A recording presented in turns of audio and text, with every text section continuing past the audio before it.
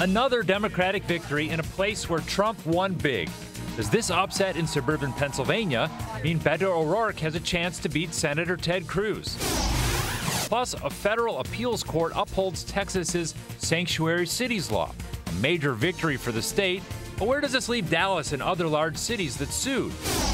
And students continue their fight for gun control. Last week, thousands walked out of school, and marches are planned across the nation. Will these demonstrations have any effect on Texas lawmakers? We'll ask state representatives from both parties. They're in the studio. From WFAA TV, this is Inside Texas Politics with Jason Whiteley.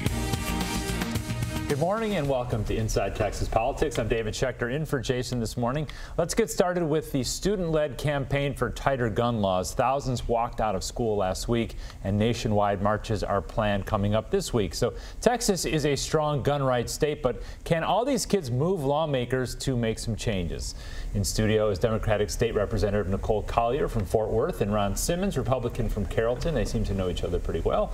Joining the questioning, as always, is Bud Kennedy from the Star-Telegram. So, morning, David. Thanks, everybody, for being here. Absolutely. I'm curious to know, have you heard from students? Have you been getting calls or any messages from kids who live in your districts about gun control?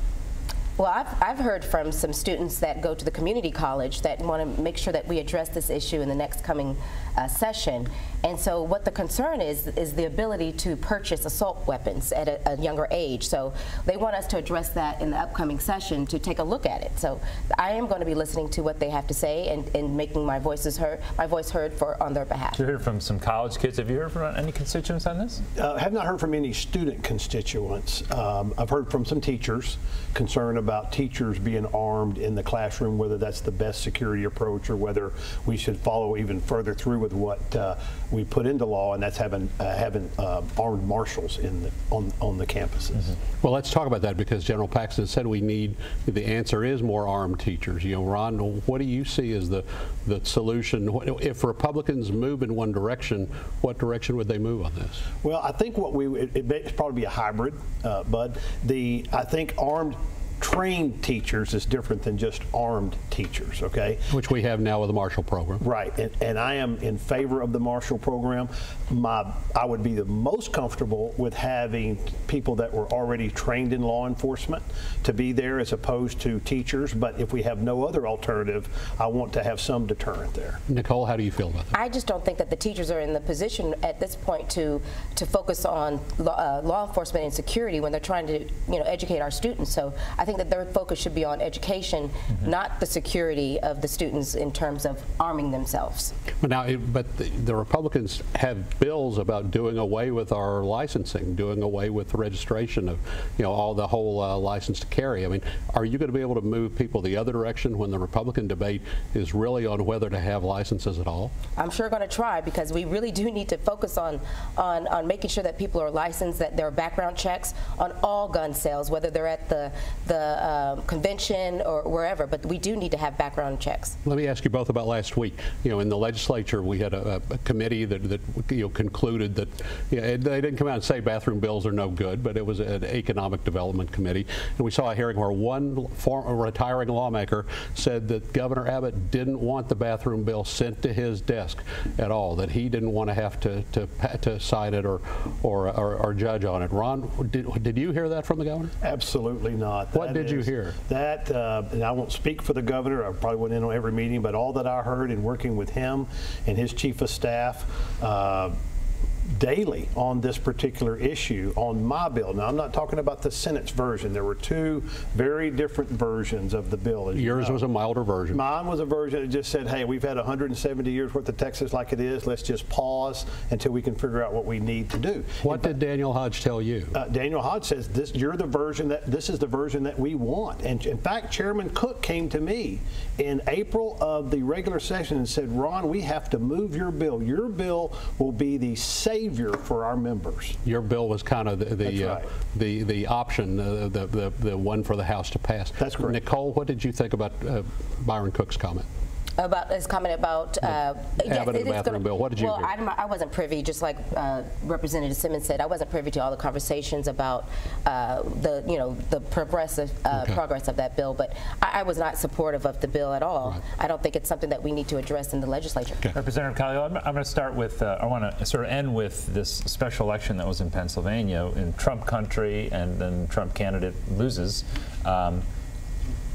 What can happen in Texas? Can anything happen in Texas that look remotely like that? Does that mean momentum in Texas for Democrats? It sure does. In fact, we're very optimistic about what's going to happen in November. We just need our candidates to get out there on the ground, and it's a grassroots effort. It's about meeting people and encouraging people to get out and vote. So we are optimistic about the Democratic turnout that we've seen, 1 million voters more than we've seen in 2014. So we're very optimistic about our candidate for the Senate especially. Ron, this was suburban Pittsburgh, an area a lot like Texas. How did you take it as a Republican? Well, obviously, I think Republicans need to pay attention. This is normal of what happens in a off-presidential year when you have a particular party in power in the presidency. I think in that particular situation, it was unique in that the Democrat candidate ran to the middle. And we'll see if he governs in the middle or not. You're very in touch with faith and values voters. How are the people you know reacting to news about the president and a local woman named Stormy Daniels? You know, I haven't heard much about that as far as locally. I haven't seen much about it. I think what the people that I represent and my own self, what I look at is the policies, right? I said that's when President Obama was in there. One of the nicest men ever probably to occupy the White House. But his policies were totally different than I would have followed. The same thing with President Trump. Probably not the guy that maybe we would all go out and have a coffee with or something, but his policies are core Republican policies. We appreciate you both being here. I like how amicable you both are. Talk about wearing purple ties on Thursdays. With the nation being so divided, how do you guys walk in here and be so friendly with each other? We saw it when you came in the door. Well, we're all people, we're all human, and we all have our own personalities and our own beliefs, and that as long as we continue to respect that and we respect one another, we'll be able to get along. And we've done that since day one. But Nicole and I came together, one of the largest classes ever in the Texas legislature, and we both agreed that on Thursdays we would wear purple because red and blue makes purple. And we know that for Texas, when we can find issues we can work together on, it's better for our constituents. It's nice to see. I know you guys never vote the same way, but you can be at the table talking to each other. Absolutely. Thanks for joining us this morning. Thank you for having us very much. Appreciate Absolutely. A federal appeals court upheld most of Texas's so-called sanctuary cities law. Dallas and other major cities sued, arguing that the law is preempted by federal immigration law and that it violates the Constitution. Ross Ramsey joins us now from Austin. He's co-founder and executive editor of the Texas Tribune. Ross, in a nutshell, what does that ruling mean? It means that the law passed by the state legislature will go ahead in spite of the protests, and we'll have to wait and see how the police departments enforce it. It prohibits departments from telling officers they can't check papers when they stop people. We'll have to see how they do it when they actually get this law on the streets. Do you think it's likely that this is the end of this, or there can be more appeals, the legal wrangling not over? No, I expect the legal wrangling to continue, but I do expect a lot of the police departments to take this as a sign they can go ahead and enforce this law. So what about Dallas and other cities, other plaintiffs in this lawsuit that took the opposite approach? So I guess they have to enforce the law as it's written now. Yeah, unless they can get the courts to put the law on the back burner until it's all been litigated. But for now, this law is in effect and is the law of the land in Texas. Okay, after looking at data, we now know statewide Texas Democrats didn't get a blue wave of voters, but Dallas County and other big urban counties did. What does that mean for November, what's going on in large urban areas? Well, you know, it means that a lot of the Republicans on the ballot, Dallas County is a particular battleground in Texas. A lot of the Republican legislators and some members of Congress on the ballot will have to swim upstream. They're in deep blue water now in places, although the state's still red, Dallas County's blue, and a Republican in Dallas County has to fight that. If you were in the Republican war rooms, what would you be saying for those candidates? What do they need to do in order to hold what they have? You know, some of them outperformed Donald Trump in 2016 and by comfortable margins. So you'd have to get a pretty bad midterm for, you know, people like Kenny Marchant to lose. But still, they don't have as much of a buffer as Republicans have in redder parts of the state. Trump could have a bad year in some parts of the state and it wouldn't affect any Republican incumbents. Okay, Ross, thanks a lot. Texas taxpayers spend more than $10,000 per kid for public school education. The goal is getting them ready for college. Now, in My Voice, My Opinion, Amy Miller says it's time to reevaluate that. I think that we in Texas need to reevaluate the goals of our education system to set our economy and residents up for success. Right now, the emphasis is on graduating students who are college ready, yet Texas ranks first in jobs for high school dropouts. As our economy thrives, we need young people who can fill jobs in a variety of industries, including the 45% that don't require a college degree. This holds especially true as our laws trend toward limiting the number of immigrants living and working in state. I strongly believe that education is the foundation of a society. Yet, as our state's economy grows, we're not adequately reinvesting in our schools. Education funding in Texas is not keeping up with our rate of inflation or our population growth. We need to provide a better pipeline to trade schools for those students who don't want or need to attend college, saving them from the burden of massive student debt and providing more disposable income to support our economy. My name is Amy Miller, and this is My Voice, My Opinion. Thanks, Amy. State leaders want property tax reform, but Tarrant County Judge Glenn Whitley says lawmakers are causing problems, not fixing them. He's in studio coming up next. And some stores have stopped selling assault-style weapons to teenagers. Flashpoint jumps into the debate. Inside Texas Politics is back in 3 minutes, but first, the Sunday Funnies. Trump's not very popular in California. He only got about a third of the vote in this state, and so there are a lot of protests. I have to say, the citizens of LA get high marks for sign making. There were some really good ones. We shall overcome. You can't build a wall. Your hands are too small.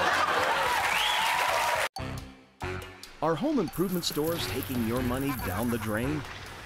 You won't feel that way at Seconds and Surplus. With discounts of up to 50 to 90% on the latest home improvements, you can hold on to more of your money. Let me guess, another spring event. Wrong, it's the Honda Dream Garage spring event. You can get big deals on Honda's amazing vehicles, and take it from me, these are all pretty amazing. Oh look, it's my amazingly amazing Honda IndyCar. Which is a great segue for me to say race into the Honda Dream Garage spring event happening right now. Don't worry, baby, you're not for sale. The Honda Dream Garage spring event is on now. You could get a great deal on a Honda vehicle at your local Honda dealer. Moving is full of firsts. The first day. The first night. The first strange noise. The first repair. The first project. The first month of free electricity. Switch to the Reliant First Month Free Plan. That's life. Switched on. Reliant. More and more people have discovered something stronger, more dependable, longer lasting in a Chevy truck. And now you can too. See why Chevrolet is the most awarded and fastest growing brand the last 4 years overall. Get a total value of over $8,700 on this Silverado Texas edition. Plus, current competitive owners get an additional $3,500 total cash allowance when you finance with GM Financial. It's not just where the coffee is grown or where it's roasted. It's not just where community coffee is made that makes it special. It's the people who make it. 4 generations with a passion for making each rich, premium cup better than the last. For our customers and our communities. Together, we make it right. We make it proud. We make it community. It's the Volkswagen Smile at Spring Sales Event, where you'll find great deals on award-winning SUVs that are sure to make you smile. With over 40 standard features and with America's best bumper-to-bumper transferable limited warranty. During the Volkswagen Spring Sales Event, you can't help but smile. Do you know them? Do you know them? It's the Volkswagen Smile at Spring Sales Event. Hurry in and get a $1,000 APR bonus or lease this 2018 Tiguan S for just $199 a month after a $1,000 bonus. Is home improvement shopping cleaning you out? You won't feel that way at Seconds and Surplus. With discounts of up to 50 to 90% on the latest home improvements, you can hold on to more of your money. Tarrant County Judge Glenn Whitley put himself in the hot seat over property taxes. He blames high rates on state legislators every time Austin cuts education funding. Whitley says local governments are forced to make up the difference. He's here to explain himself on this issue. Just explain to us why a cut at the state or a lack of appropriation to education means higher property taxes locally. Well, first what I'll say is there's basically two entities in there. There's the state government and there's the local property owners, our local taxpayers. And so when one pays less, the other one by default is going to pay more. And has the state been paying less? Yes, definitely so. If you look at the way the formula is set up, the formula penalizes the local governments in a good economy as property values are going up. And for example, if you look at the LBB and you look at the actuals and the estimates for fiscal year 16 through 19, there's about a $16 billion increase in public school funding. 87% of that is going to fall on the shoulders of local taxpayers. I think what's interesting and why we wanted you to be here is that you have a Republican taking shots at other Republicans. I mean, you're all in the same party, but you don't agree with what's happening in Austin.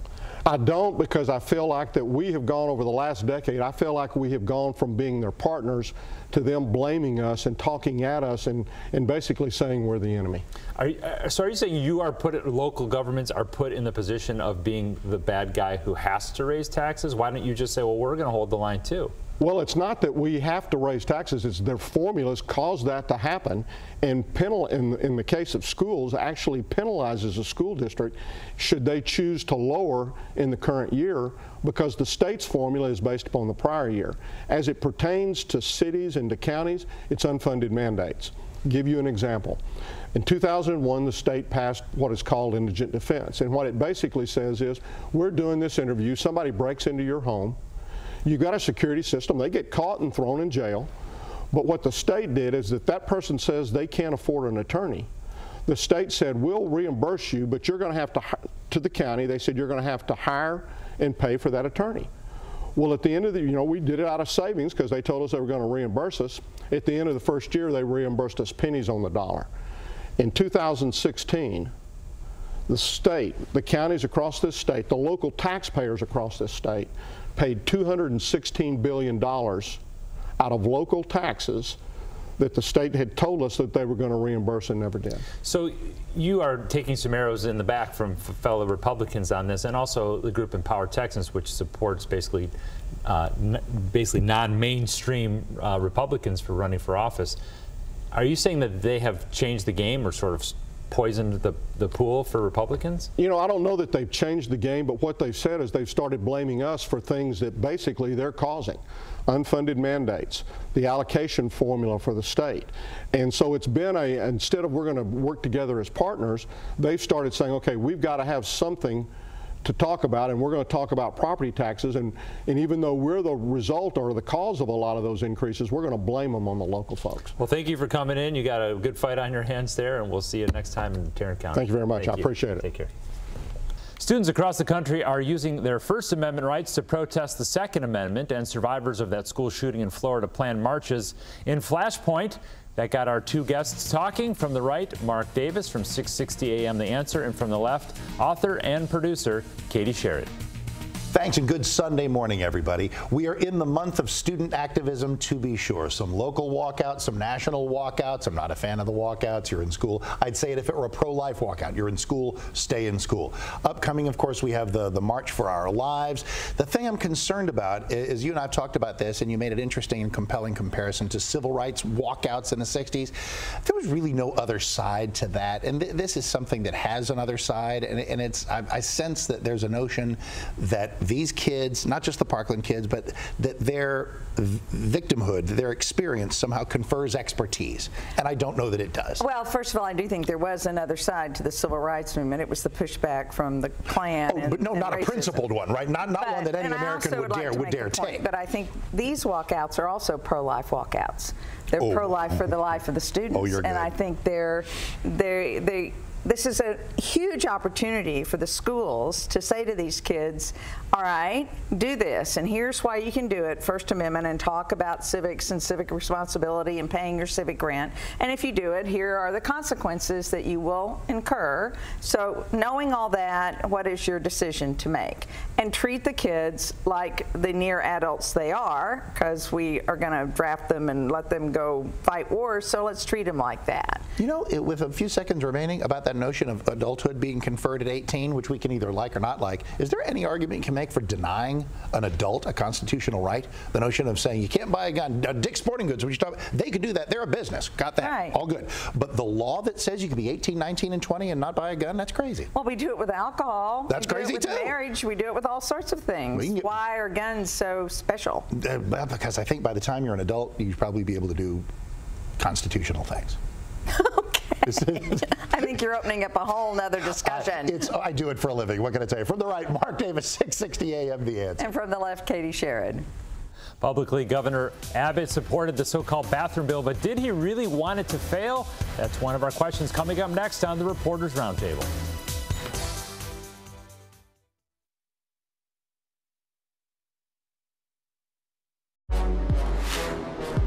It doesn't matter how many records I break, or how many rings I win. I know I can always be better. There are two of me. There's the person I am and the person I'm driven to be. We're in a constant chase to become the best version of myself. Lease the Infiniti Q50 for $289 a month. Visit your local Infiniti retailer. Life is good. And at Ropes & Ranch, a ropes and resort community for active adults, it just keeps getting better. Come join us for our St. Patty's celebration event this Saturday and Sunday. Discover the new Fresco model and tour 9 other stunning home designs. Enjoy corned beef sliders and giveaways. Plus, explore the exceptional resort-style amenities. Visit ropeson.com/event for details. Ropes & Ranch, a life as big as Texas. Does your Weed and Feed work as hard as Bayer Advanced 3-in-1 Weed and Feed for southern lawns? Let's find out. Both Weed and Feed, but only Bayer Advanced 3-in-1 Weed and Feed for southern lawns also prevents new weeds, including crabgrass, up to 6 months. The real bonus comes from Bayer Advanced. Bayer Advanced 3-in-1 Weed and Feed for southern lawns.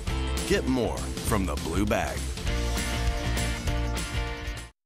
We're here for the beef eater and the veggie lover, for the lone wolf and the party animal, for your starry night and the crack of dawn.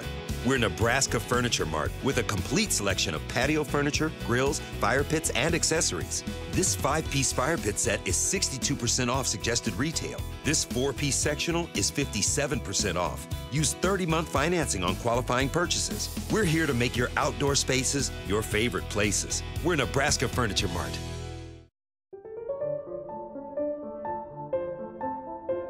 With the Chase mobile app, Michaela DePrince could pay practically anyone at any bank, all while performing a grand jeté between 2 grand pianos.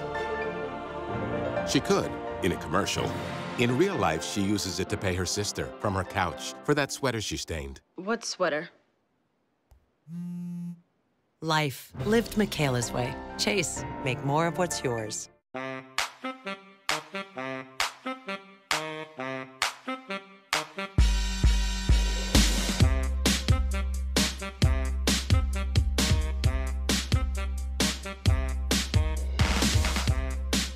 Get a great deal more than a great deal at the Hyundai Season of More event.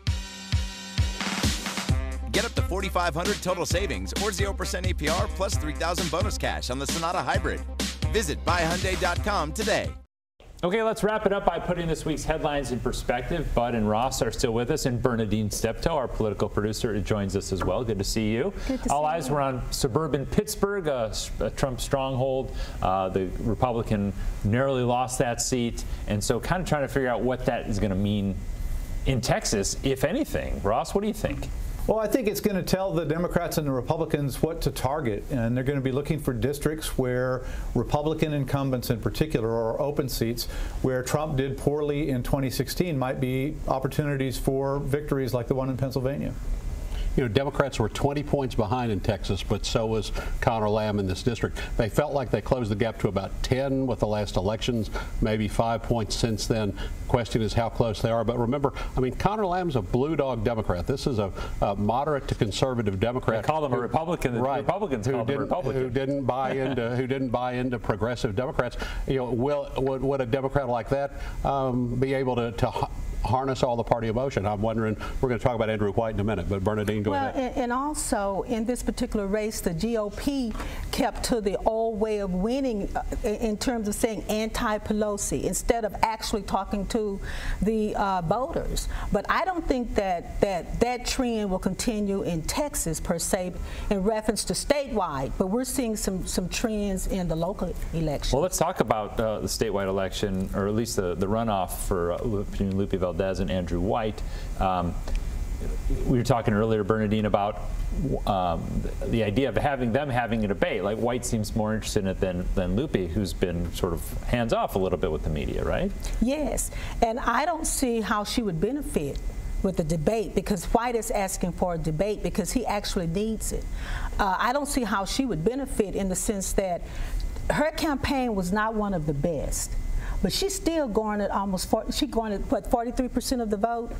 And he 27. So I don't see how it would benefit her. And she's the one who's sort of hanging back in terms of debating. Well, you know, Lupe's the one who's benefiting from the blue wave in this. She's the one who's benefiting from the voter registration, from Latino voting, from the progressive voting. They're casting Andrew White as the middle-of-the-road moderate. But he just doesn't have his name out at all. Most of Texas still doesn't know who he is. I'd be interested to hear what Ross thinks. Yeah, I think there'll be a debate, Ross. Will they debate? I think they'll probably debate, but it pays her to lose. There's no purpose in a front runner tapping the brakes and letting the second place finisher catch up, and that's what this would amount to for her.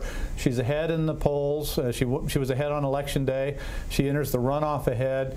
There's no reason to give him opportunities until late in the game.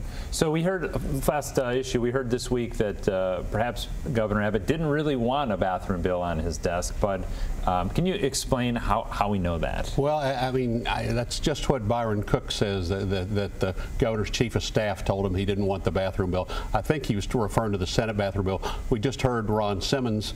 Ron Simmons' bill was kind of a mild bill. They jokingly called it the consolation prize. It was a bathroom bill, and Ron Simmons said that the governor would have signed his bill. We don't really know at this point. The session's been over quite a while. Well, and then it makes you wonder why now. Why Cook would bring that out now, although during the session we did hear chatter that the leadership, Abbott, didn't necessarily want that bathroom. Last word goes to Ross.